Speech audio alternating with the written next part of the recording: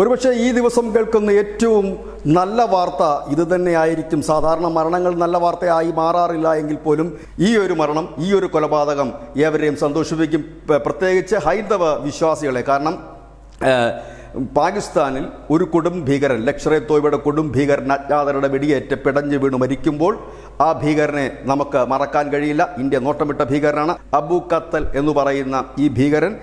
കാശ്മീരിൽ അനവധി ആക്രമണം നടത്തിയിട്ടുണ്ട്. ഈ ഭീകരനെ കുറച്ചുകൂടി ഓർക്കുന്നതിന് വേണ്ടിയിട്ട് പ്രേക്ഷകരോട് പറയാനുള്ളത്, മുൻപ് ഈ ചാനലിൻ്റെ ചരിത്രത്തിൽ ആദ്യമായി ഒരു വാർത്ത ഷെയർ ചെയ്യാൻ പ്രിയപ്പെട്ട പ്രേക്ഷകരോട് പറഞ്ഞിരുന്നു. ആ വാർത്ത 2024 ജൂൺ 9 ഭീകരർ ഈ തീർത്ഥാടക സംഘത്തിന്, അതായത് റിയാസിൽ നിന്നും ശിവഘോരി ക്ഷേത്രത്തിൽ നിന്നും തീർത്ഥാടനം കഴിഞ്ഞ് മടങ്ങുകയായിരുന്ന ഒരു തീർത്ഥാടക ബസ്സിന് നേരെ വെടിയുതിർത്തിരുന്നു.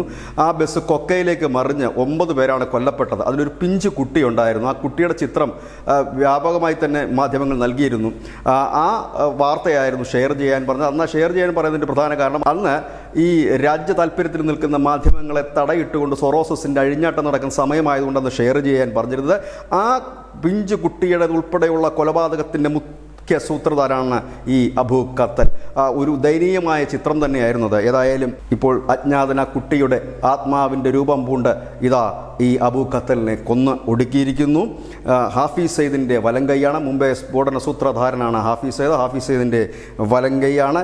കഴിഞ്ഞ ദിവസം, അതായത് ഇന്നലെ രാത്രി ജഹ്ലം സിന്ധിൽ നടന്ന ഒരു ആക്രമണത്തിലാണ് അജ്ഞാതരായ തോക്കുധാരികൾ ഈ അബു ഖത്തലെ തട്ടിയത്. ഏതായാലും NIA അവരുടെ ഹിറ്റ് ലിസ്റ്റിൽ പെടുത്തിയിരിക്കുന്ന പ്രധാന നോട്ടപ്പുള്ളികളിൽ ഒരാളാണ് അബു ഖത്തൽ. ഇത് കൂടാതെ തന്നെ കാശ്മീരിൽ വിവിധ ആക്രമണം നടത്തിയ 4 പേർ കൂടി ഈ ലിസ്റ്റിൽ ഉണ്ട്. അതായത് ഈ അബു ഖത്തലിൻ്റെ കൂട്ടാളികളായിട്ടുള്ള സജിദ് ജുട്ട അഥവാ അലി എന്നറിയപ്പെടുന്ന വ്യക്തി, ഹബീബുള്ള, നൗമി, മുഹമ്മദ് ഖാസിം എന്നിവരാണ് ബാക്കിയുള്ള 4 പേർ.